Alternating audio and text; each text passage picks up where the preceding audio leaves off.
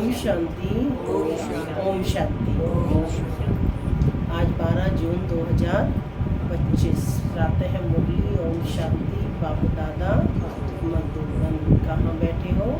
मधुबन में बाप दादा के सब बुद्धि योग से डायमंड वर्ल्ड में पहुँच जाए।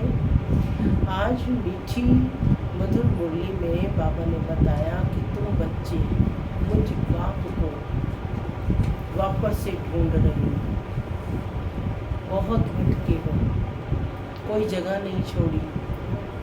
तो बाबा कहते अब बाप आया है तुम्हें ज्ञान की दृष्टि देने। ज्ञान की दृष्टि मिली है ना सबको, यानी समझ मिली कि वह परमात्मा कौन है, मैं कौन हूँ, यह सृष्टि ड्रामा क्या है। तो बाबा कहते कि तुम शांति धाम और सुख धाम को याद करते रहो, क्योंकि समझ मिल गई है ना, अब घर वापस जाना है। तो बाबा ने कहा कि देवताओं में वो कौन सी ताकत है जो और किसी में नहीं होती है। वो कौन सी ताकत है? देवताओं में कोई अलग ताकत है ना, जो सारे विश्व पर वो राज्य करते हैं। किस ताकत के आधार पर? तो बाबा ने स्पष्ट किया कि वह एक मत होने की ताकत है। उस समय देवताओं को किसी वजीर आदि की सलाह की कोई ज़रूरत नहीं होती है, कोई दरकार नहीं है किसी की। तो बाबा कहते हैं कि ये श्रीमत जो एक मत छत्र राज्य चलता है, वो मत दी किसने? परम पिता शिव परमात्मा ने संगम युग पर ही यह मत, जिसको कहते हैं श्री मत दी, जिससे वो 21 जन्म तक इंडिपेंडेंट राज्य करते हैं। आज साथी बाबा ने कहा दुनिया में ये गीत है कि नैनहीन को राह दिखाओ। तो क्या मतलब कि व्यक्ति कैसे हैं? नैन नहीं है उनके, माने कौन सा नयन? समझ का नयन, जो ज्ञान का नयन है, थर्ड आई ऑफ नॉलेज है, वह परम पिता शिव परमात्मा ही आकर देते हैं। सुनते हैं आज के डायरेक्ट ईश्वरीय महावाक्य। ओम शांति। बाबा कहते मीठे बच्चे, तुम्हें अभी ज्ञान की दृष्टि मिली है, इसलिए तुम्हारा भटकना बंद हुआ। तुम शांति धाम सुख धाम को याद करते हो। तुम्हें अभी ज्ञान की दृष्टि मिली है, इसलिए तुम्हारा भटकना बंद हुआ। तुम शांति धाम और सुख धाम को याद करते हो। आज की मुरली से प्रश्न है, देवताओं में वो कौन सी ताकत है और वह ताकत किस विशेषता के कारण है? कौन सी ताकत है देवताओं में? एक मिनट, बाबा का उत्तर सुनते हैं। बाबा कहते हैं देवताओं में सारे विश्व पर राज्य करने की ताकत है। क्या ताकत है? सारे विश्व पर राज्य करने की ताकत है। वह ताकत विशेष एक मत की विशेषता के कारण है। वहाँ एक मत होने के कारण वजीर आदि रखने की दरकार नहीं। देवताओं ने संगम पर बाप से ऐसी श्रीमत ली हुई है जो 21 जन्म राज्य करते हैं। वहाँ एक राजा की एक दैवी फैमिली होती है, दूसरी मत होती नहीं। वहाँ एक राजा की एक दैवी फैमिली होती है, दूसरी मत होती नहीं। गीत चला, नैनहीन को राह दिखाओ प्रभु जी। ओम शांति। माना मैं शांत स्वरूप आत्मा हूँ, शांति मेरा स्वधर्म है। बाबा कहते मीठे बच्चे अब घर वापस जाना है। ओम शांति। बच्चों को नैन मिले हैं? पूछ रहे हैं बाबा, नैन मिले हैं सबको? पहले नैन नहीं थे क्या? कौन से नयन? ज्ञान के नैन नहीं थे, अज्ञान के नयन तो थे। बच्चे जानते हैं ज्ञान सागर एक ही बाप है, और कोई में यह रूहानी ज्ञान है नहीं। जिस ज्ञान से सदगति हो, अर्थात शांति धाम सुख धाम जाना हो। अभी तुम बच्चों को दृष्टि मिली है कि कैसे सुखधाम बदल फिर माया का राज्य व दुखधाम बनता है। पुकारने लगते हैं कि नैनहीन को राह बताओ।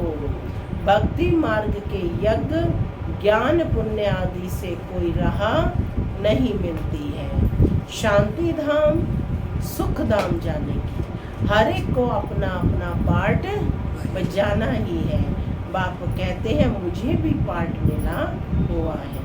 भक्ति मार्ग में पुकारते हैं मुक्ति जीवन मुक्ति की राह बताओ। उसके लिए कितने यज्ञ तप दान पुण्य आदि करते हैं, कितना भटकते हैं। शांति धाम सुख धाम में भटकना होता ही नहीं, यह भी तुम बच्चे जानते हो। वो सिर्फ शास्त्रों की पढ़ाई और जिस्मानी पढ़ाई को ही जानते हैं। इस रूहानी बाप को तो बिल्कुल जानते ही नहीं। रूहानी बाप ज्ञान तब आकर देते जबकि सर्व की सदगति होती है। पुरानी दुनिया बदलनी होती है, मनुष्य से देवता बनते हैं, फिर सारी सृष्टि पर एक ही राज्य होता है देवी देवताओं का, जिसको ही स्वर्ग कहते हैं। यह भी भारतवासी जानते हैं। आदि सनातन देवी देवता धर्म भारत में ही था, उस समय कोई और धर्म नहीं था। तुम बच्चों के लिए अभी है संगम युग, बाकी सब है कल युग में। तुम पुरुषोत्तम संगम युग पर बैठे हो। कहाँ बैठे हो? पुरुषोत्तम संगम युग पर। जो जो बाप को याद करते हैं, बाप की श्रीमत पर चलते हैं, वह संगम युग पर है। स्पष्ट हुआ? बाबा ने स्पष्ट किया है कि जो जो बाप को याद करते हैं, बाप की श्रीमत पर चलते हैं, वह संगम युग पर है। माने उन्हीं को समय की समझ मिली है, बाकी कलयुग में है। अभी कोई सॉवरेंटी या किंगडम तो है नहीं, अनेक मतों से राज्य चलता है। सतयुग में तो एक महाराजा की ही मत चलती है, वजीर नहीं होते। इतनी ताकत होती है, फिर जब पतित बनते हैं तो वजीर आदि रखते हैं, क्योंकि वह ताकत नहीं रहती। अभी तो है ही प्रजा का राज्य। सतयुग में एक मत होने से ताकत रहती है। अभी तुम वह ताकत ले रहे हो। 21 जन्म इंडिपेंडेंट राजा ही करते हो, अपनी ही दैवी फैमिली है। 21 जन्मों तक अपनी ही दैवी फैमिली है। अभी यह है तुम्हारा ईश्वरीय परिवार। कौन सा परिवार है? ईश्वरीय परिवार। आज तक भी देवी देवताओं की पूजा करते हैं, दैवी फैमिली थी ना, पूरी दुनिया ही दैवी फैमिली। कहते ना कि यहाँ तो इतने देवी देवता हैं। अरे इतने प्रैक्टिकल में होकर गए हैं तो ही तो मान्यता है ना। अपनी ही दैवी फैमिली है। अभी यह है तुम्हारा ईश्वरीय परिवार। बाप कहते हैं अपने को आत्मा समझ बाप की याद में रहते हो तो तुम ईश्वरीय परिवार के हो। अगर देह अभिमान में आकर भूल जाते हो तो आसुरी परिवार के हो। 1 सेकंड में ईश्वरीय संप्रदाय के और फिर 1 सेकंड में आसुरी संप्रदाय के बन जाते हो। अपने को आत्मा समझ बाप को याद करना कितना सहज है सहज, परंतु बच्चों को मुश्किल लगता है। बाप कहते हैं अपने को आत्मा समझ और बाप को याद करेंगे तो विकर्म विनाश होंगे। देह द्वारा कर्म तो करना ही है, देह बगैर तो तुम कर्म कर नहीं सकेंगे। बिना देह के कर्म कर सकती है आत्मा? नहीं। कर्म करने के लिए उसको शरीर लेना ही पड़ेगा। कोशिश करनी है कि काम काज करते भी हम बाप को याद करें। होमवर्क है ये, कोशिश करनी है कि काम काज करते भी हम बाप को याद करें। परंतु यहाँ तो बिगर काम भी याद नहीं कर सकते। बाबा तो जानते हैं ना, आत्माओं के पास काम भी नहीं है फिर भी बाप को याद नहीं कर सकते हैं, भूल जाते हैं। यही तो मेहनत है भक्ति में। ऐसे थोड़ी ही कहा जाता है कि सारा दिन भक्ति करो, उसमें टाइम होता है सवेरे शाम व रात को। फिर मंत्र आदि जो मिलते हैं वह बुद्धि में रहते हैं। अनेक शास्त्र हैं, वह भक्ति मार्ग में पढ़ते हैं। तुमको तो कोई पुस्तक आदि नहीं पढ़ना है, ना बनाना है। ये मुरली छपाते हैं सो भी किस लिए? रिफ्रेश होने के लिए। बाकी कोई भी किताब आदि नहीं रहेगी, यह सब खत्म हो जानी है। ज्ञान तो है ही एक बाप में। अभी देखो ज्ञान विज्ञान भवन नाम रखा है, जैसे कि वहाँ योग और ज्ञान सिखाया जाता है। बगैर अर्थ ऐसे ही नाम रख देते हैं। योग से होती है हेल्थ, जिसको विज्ञान कहा जाता है, और यह है ज्ञान जिससे वर्ल्ड की हिस्ट्री ज्योग्राफी समझाई जाती है। वर्ल्ड की हिस्ट्री ज्योग्राफी कैसे रिपीट होती है? बाबा कहते हैं वह जानना है, परंतु वह पढ़ाई है हद की, और यहाँ तो तुमको बेहद की हिस्ट्री ज्योग्राफी बुद्धि में है। हम कैसे राज्य लेते हैं, कितना समय और कब राज्य करते थे, कैसे राजधानी मिली है, यह बातें और कोई की बुद्धि में नहीं आती। बाप ही नॉलेज फुल है। यह सृष्टि का चक्र कैसे फिरता है, बाप ही समझाते हैं। बने बनाए ड्रामा को न जानने के कारण मनुष्य कह देते हैं फलाना निर्वाण गया या ज्योति ज्योत समाया। तुम जानते हो सभी मनुष्य मात्र इस सृष्टि चक्र में आते हैं, इससे कोई एक भी छूट नहीं सकता। बाप समझाते हैं कि मनुष्य की आत्मा एक शरीर छोड़ दूसरा लेती है। कितना बड़ा ड्रामा है। सब में आत्मा है, उस आत्मा में अविनाशी पार्ट भरा हुआ है। ये बात में निश्चय बुद्धि होना चाहिए कि सबके अंदर कौन है? आत्मा है। सब में परमात्मा नहीं बैठा है, सबके अंदर आत्मा है, और उस आत्मा में अविनाशी पार्ट भरा हुआ है। इनको कहा जाता है बनी बनाई बन रही, अब कुछ बनना नहीं शेष। अब ड्रामा कहते हैं तो ज़रूर उनको टाइम भी चाहिए। बाप समझाते हैं ड्रामा 5000 वर्ष का है। भक्ति मार्ग के शास्त्रों में लिख दिया है कि ड्रामा लाखों वर्ष का है। इस समय ही जबकि बाप ने आकर सहज राजयोग सिखाया था, इस समय के लिए ही गायन है कि कौरव घोर अंधियारे में थे और पांडव रोशनी में थे ना। कौरव घोर अंधियारे थे तो दोनों एक ही समय पर, लेकिन पांडव रोशनी में थे क्योंकि उन्होंने आत्मिक ज्ञान को समझा। वो लोग समझते हैं कि कलयुग में तो अर्जुन 40,000 वर्ष है। उनको ये पता नहीं पड़ता है कि भगवान आया है। इस पुरानी दुनिया का मौत सामने खड़ा है। माने उनको कितना भी समझाओ, आप प्रदर्शनी आदि में भी आ जाएंगे तो कहेंगे हाँ हाँ ठीक है ना, लेकिन वो निश्चय नहीं करेंगे कि भगवान आया हुआ है। अब कृष्ण जी साथ में ही तो थे ना, दिखाया शास्त्रों में। पांडवों के साथ ही थे और कौरव भी साथ ही, लेकिन कभी उनको निश्चय हुआ कि श्री कृष्ण साधारण है कि विशेष है? नहीं ना।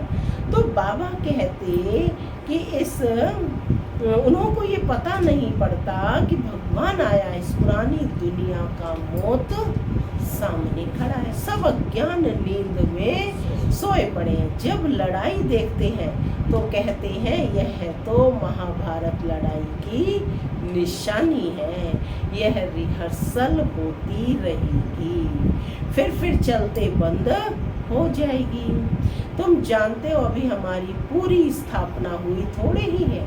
गीता में यह थोड़े ही है कि बाप ने सहज राजयोग सिखलाए, यहाँ ही राजा स्थापन की। गीता में तो प्रलय दिखा दी है।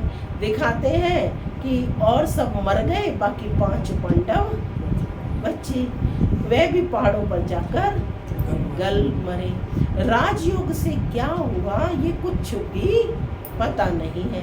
बाप हर बात को क्लियर कर समझाते रहते हैं। बाबा एक एक बात को बच्चों को समझाते हैं ताकि है ना कोई भी जो है उलझन बच्चों के मन में ना नहीं। वो दिखाते ना सूत मुंझा हुआ है, तो बाबा कहते कोई भी क्लैरिटी नहीं है तो उसे पूछो, निमित्त से पूछो, है ना, अन्य आत्माओं से नहीं तो फिर बाबा से पूछो।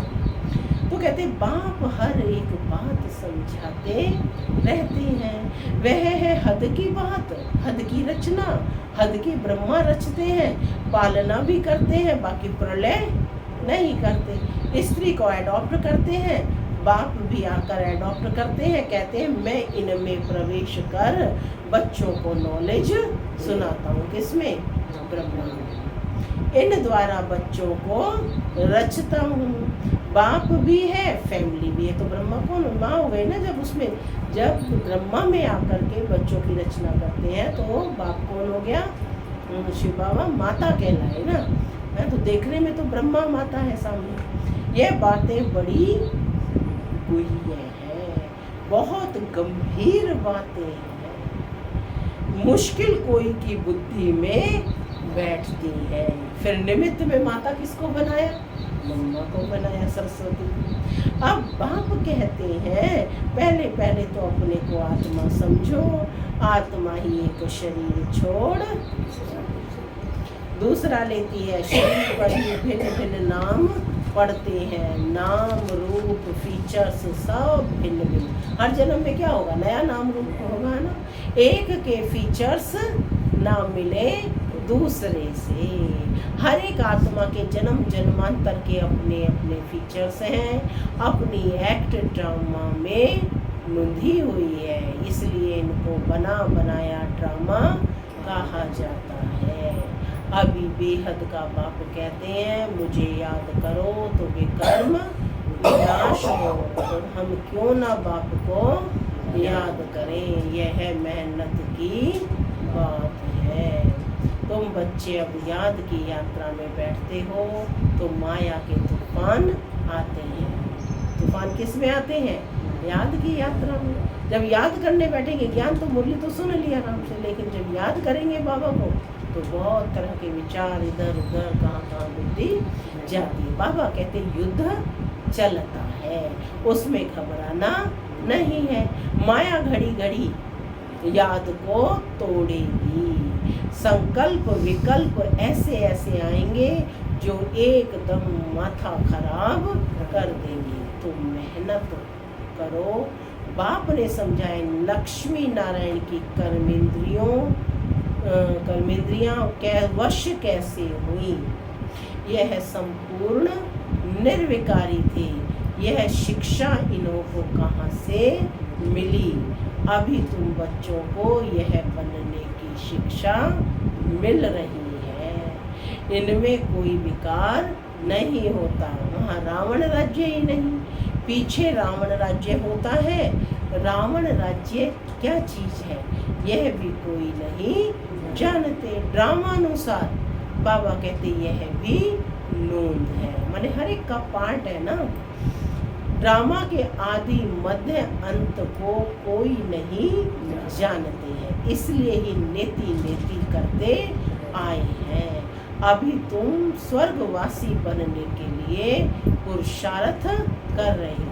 किस लिए पुरुषार्थ कर रहे हो? स्वर्गवासी बनने के लिए। ये लक्ष्मी नारायण स्वर्ग के मालिक है ना। इन्हों के आगे माथा टेकने वाले तमो प्रधान कनिष्ठ पुरुष हैं। बाप कहते हैं पहले पहले तो एक बात पक्की कर, अपने को आत्मा समझ बाप को याद करो। क्या बात पक्की करनी है? अपने को आत्मा समझ। इसमें ही मेहनत है। जैसे 8 घंटा सरकारी नौकरी होती है ना, अभी तुम बच्चे की सरकार के अभी तुम बच्चे बेहद की सरकार के मददगार हो। कौन हो? बेहद की सरकार के मददगार। मुरली सुनने आना, यह भी तो क्या है? बाबा के कार्य में मददगार बन रहे हैं, अपनी स्थिति भी बना रहे हैं और वाइब्रेशंस भी स्कैटर कर रहे हैं। तो बाबा कहते हैं कि तुम बेहद की सरकार के मददगार हो। तो अभ्यास करेंगे कि मैं आत्मा बेहद की सरकार के मददगार। तुमको कम से कम, अब क्या करना है फिर मददगार हो तो कम से कम 8 घंटा पुरुषार्थ कर याद में रहना है। वो 8 घंटे नौकरी करते हैं तो 8 घंटे देखो याद में रहना। कार्य व्यवहार करते ही कोई एक समाधि लगा करके नहीं बैठ जाना है ना, वो भी करना है साथ में कार्य व्यवहार करते। 8 घंटा पुरुषार्थ कर याद में रहना, यह अवस्था तुम्हारी ऐसी पक्की हो जाएगी जो कोई की भी याद नहीं आएगी। बाप की याद में ही शरीर छोड़ेंगे, फिर वही विजय माला के दाने बनेंगे। एक राजा की प्रजा कितनी ढेर होती है, यहाँ भी प्रजा बननी है। तुम विजय माला के दाने पूजने लायक बनेंगे। 16,108 की माला भी होती है, एक बड़े बॉक्स में पड़ी रहती है। 16,108 की माला, लेकिन 108 की माला तो प्रतिदिन आप सिमरते हैं, है ना, लेकिन 16,108 की माला बाबा कहते हैं बॉक्स में रख देते हैं। 8 की माला भी है और 108 की भी है, फिर अंत में फिर 16,108 की भी बनती है। तुम बच्चों ने ही बाप से राजयोग सीख सारे विश्व को स्वर्ग बनाया है, इसलिए तुमको पूजा जाता है। ये कौन है? जो बाप के मददगार बने ना, उन्हीं की माला बनती है ना। तुम ही पूज्य थे फिर पुजारी बने हो। यह दादा कहते हैं हमने खुद माला फेरी है। कौन दादा? ब्रह्मा बाबा। ब्रह्मा बाबा प्रतिदिन माला फेरते थे। लक्ष्मी नारायण के मंदिर में यूं तो रुद्रमाला होनी चाहिए। तुम पहले रुद्रमाला फिर रुंडमाला बनते हो। रुंडमाला जो विष्णु के गले में ना, तो कहते तुम पहले रुद्रमाला फिर रुंडमाला बनते हो। पहले नंबर में है रुद्रमाला जिसमें शिव भी है, ऊपर फूल है ना, शिव भी है। रुंडमाला में शिव कहाँ से आए? शिव तो आते ही नहीं, सत्युग में आते हैं, है ना, उसमें मुखौटे दिखाई है ना, वो जो विशेष आत्मा है। पहले नंबर में है रुद्रमाला जिसमें रुंड शिव भी है। रुंडमाला में शिव कहाँ से? वह है विष्णु की माला। इन बातों को भी कोई समझते थोड़े ही हैं। अभी तुम कहते हो हम शिव बाबा के गले का हार जय बनते हैं। ब्राह्मणों की माला नहीं बन सकती। क्यों नहीं बन सकती? हाँ, स्थिति ऊपर नीचे होती रहती है। अभी अभी उड़ रहे हैं फरिश्ते बन करके, और अभी जरा भी नीचे कुछ आई सिचुएशन और तुरंत नीचे। सब ज्ञान व्यान एक तरफ रख देते हैं। तो बाबा कहते हैं इसीलिए माला नहीं बनती, ब्राह्मणों की माला होती नहीं। तुम जितना याद में रहते हो फिर वहाँ भी नज़दीक में ही आकर राज्य करेंगे। यह पढ़ाई और कोई जगह मिल ना सके। तुम जानते हो अभी हम इस पुराने शरीर को छोड़ स्वर्गवासी बनेंगे। सारा भारत स्वर्गवासी बनेगा। इन पर्टिकुलर भारत ही स्वर्ग था। 5,000 वर्ष की बात है, लाखों वर्ष की बात तो कोई होती नहीं। क्या हो सकती है? देवताओं को भी 5,000 वर्ष हुए हैं, स्वर्ग को मनुष्य भूल गए हैं। तो ऐसे ही कह देते हैं, बाकी है कुछ नहीं। इतना पुराना संवत आदि है थोड़े ही है ही सूर्यवंशी चंद्रवंशी, फिर और धर्म वाले आते हैं। पुरानी चीज़ें काम क्या आएंगी, कितना खरीद करते हैं, पुरानी चीज़ की बहुत वैल्यू करते हैं। सबसे वैल्यूएबल है शिव बाबा। कितने शिवलिंग बनाते हैं। आत्मा इतनी छोटी बिंदी है, यह किसको भी समझ में नहीं आता। अति सूक्ष्म रूप है। बाप भी समझाते हैं इतनी छोटी बिंदी में इतना छोटा पार्ट लुंधा हुआ है। यह ड्रामा रिपीट होता है। यह ज्ञान तुमको वहाँ नहीं रहेगा, यह प्रहलोप हो जाता है। तो फिर कोई सहज राजयोग सिखा कैसे सकता है। यह सब भक्ति मार्ग के लिए बैठ बनाया है। ये सारी सामग्री भक्ति मार्ग भी तो पूरा चलना है ना, तो उसके लिए भी तो सामग्री चाहिए। अभी बच्चे जानते हैं कि बाप द्वारा ब्राह्मण क्षत्रिय तीन धर्म की स्थापना हो रही है। कौन कौन से? ब्राह्मण, देवता और क्षत्रिय। ठीक है। भविष्य नई दुनिया के लिए वह पढ़ाई जो तुम पढ़ते हो वह है इस जन्म के लिए। इनकी प्रारब्ध तुमको नई दुनिया में मिलनी है।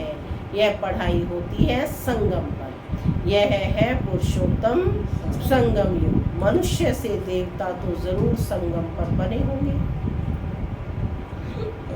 बाप बच्चों को सब राज समझाते हैं। क्या कहा बाबा ने? सबको अंडरलाइन कर लो। सब राज समझाते हैं। बाप बच्चों को एक एक बात का बतलाते। तभी कहा चिड़ियों ने सागर हप कर लिया। माने बाप ने अपना सारा ज्ञान बच्चों को दे दिया। यह भी बाबा जानते हैं कि तुम सारा दिन इस याद में रह नहीं सकेंगे। वो भी जानते हैं इम्पॉसिबल है। इसलिए चार्ट रखो, देखो हम कहाँ तक याद में रह सकते हैं। देह का अभिमान होगा तो याद कैसे रहेगी। तभी तो बाबा कहते हैं कि तमो प्रधान से सतो प्रधान तक पहुंचना है, और अभी तो बच्चे सतो तक भी नहीं पहुंचे। तो बाबा कहते देह का अभिमान होगा तो याद कैसे रहेगी। पापों का बोझा सिर पर बहुत है। इसलिए बाबा कहते हैं बच्चे याद में रहो। त्रिमूर्ति का चित्र पॉकेट में डाल दो, परंतु तुम घड़ी घड़ी भूल जाते हो। त्रिमूर्ति का चित्र सबकी पॉकेट में होना चाहिए, है ना। त्रिमूर्ति माना ब्रह्मा विष्णु शंकर, जिनको बनाने वाला बिंदु रूप ज्योति स्वरूप परमपिता परम। तो बाबा कहते हैं ये चित्र सबके पास होना चाहिए। सबके पास है, सबके पास है, बैज है सबके पास। कहीं भी जाते हैं अपना बैज जो है या अपना पॉकेट वाली है ये प्रदर्शनी, ये अपने पास होना चाहिए। पॉकेट चित्र हमेशा साथ हो, निकाल कर देखो कि क्या बनना है, मध्य जीवा बनना है। तो बाबा कहते हैं कि त्रिमूर्ति का चित्र पॉकेट में डाल दो, परंतु तुम घड़ी घड़ी भूल जाते हो। अलफ को याद करने से बे आदि सब याद आ जाता है। अलफ को याद करोगे तो बे माने वर्षा सारा याद आ जाता है। बैज तो सदा लगा रहे। किस किस का बैज लगा हुआ है? आपका कहाँ है? आज भूल गए। देखो आज चेकिंग हो गई, बाबा तो चेकिंग कर रहे हैं। चलिए पास हो गए ना। तो बाबा कहते बैज तो सदा लगा रहे, लिटरेचर भी हो। अब देखो आपके पर्स में लिटरेचर भी होनी चाहिए, है? कहते हमारे पास तो पर्स ही नहीं है, जेब होनी चाहिए। नहीं तो अपने पर्स हो, पर्स में रखो। आपके पर्स में होना चाहिए ना, मेरे में तो नहीं। लिटरेचर भी अपने साथ में होना चाहिए। कोई भी अच्छा आदमी हो तो उसको उनको देना चाहिए। अच्छा आदमी कभी मुफ्त में लेंगे नहीं। बोले इसका क्या पैसा दें, बोलो ये गरीबों को तो मुफ्त में दिया जाता है, बाकी जो जितना दे रॉयल्टी होनी चाहिए। तुम्हारी रस्म रिवाज दुनिया से बिल्कुल न्यारी होनी चाहिए। रॉयल आदमी आप ही कुछ ना कुछ दे देंगे, उन्हें कहने की ज़रूरत नहीं होती है। वो आपे ही कुछ ना कुछ दे देंगे। यह है तो हम सबको देते हैं कल्याण के लिए। कोई पढ़कर भी तुमको पैसे भेज देंगे, खर्चा तो तुम करते हो ना। बोलो हम अपना तन मन धन भारत की सेवा में खर्चा करते हैं। अच्छा, मीठे मीठे सिटी लगे बच्चों प्रति माता पिता बाप दादा का याद प्यार और गुड मॉर्निंग रूहानी बाप की रूहानी बच्चों को नमस्ते। हम रूहानी बच्चों की रूहानी माता पिता बाप दादा को याद प्यार गुड मॉर्निंग और नमस्ते नमस्ते। सदा रहो हंसते बनो फरिश्ते चलो परम धाम के रास्ते। धारणा के लिए मुख्य सार। पहला, इस बेहद की सरकार को मदद करने के लिए कम से कम 8 घंटा याद में रहने का पुरुषार्थ करना है। याद में जो माया विघ्न डालती है उससे घबराना नहीं है। दूसरा पॉइंट, इस पुरुषोत्तम संगम युग पर ईश्वरीय संप्रदाय का वन ईश्वर की मत पर चलना है। कर्म करते भी एक बाप की याद में रहने का अभ्यास करना है। आज का वरदान है, अंतर्मुखता की गुफा में रहने वाले देह से न्यारे देही भव। अंतर्मुखता की गुफा में रहने वाले देह से न्यारे देही भव। जो पांडवों की गुफाएं दिखाते हैं, यह वही अंतर्मुखता की गुफाएं हैं। जितना देह से न्यारे देही रूप में स्थित होने की गुफा में रहते हो, उतना दुनिया के वातावरण से परे हो जाते हो। वातावरण के प्रभाव में नहीं आते। जैसे गुफा के अंदर रहने से बाहर के वातावरण से परे हो जाते हैं, यह ऐसे अंतर्मुखता की गुफा भी सबसे न्यारा और बाप का प्यारा बना देती है। और जो बाप का प्यारा है वह स्वतः सबसे न्यारा हो जाता है। स्लोगन, साधना बीज है और साधन उसका विस्तार है। विस्तार में साधना को छिपा नहीं देना। अव्यक्त इशारे, आत्मिक स्थिति में रहने का अभ्यास करो। अंतर्मुखी बनो। अंतर्मुखी की निशानी सदा सागर के तले में खोए हुए गंभीर मूर्त बनो। चेहरे द्वारा आत्मिक स्थिति के चिन्ह दिखाई देंगे। एक और मनन चिंतन करने वाला चेहरा और फिर रमणीक अर्थात मुस्कुराता हुआ चेहरा, दोनों ही लक्षण सूरत से प्रत्यक्ष होंगे। अंतर्मुखी सदा हर्षित मुख दिखाई देंगे, क्योंकि माया का सामना करना समाप्त हो जाएगा। ओम शांति।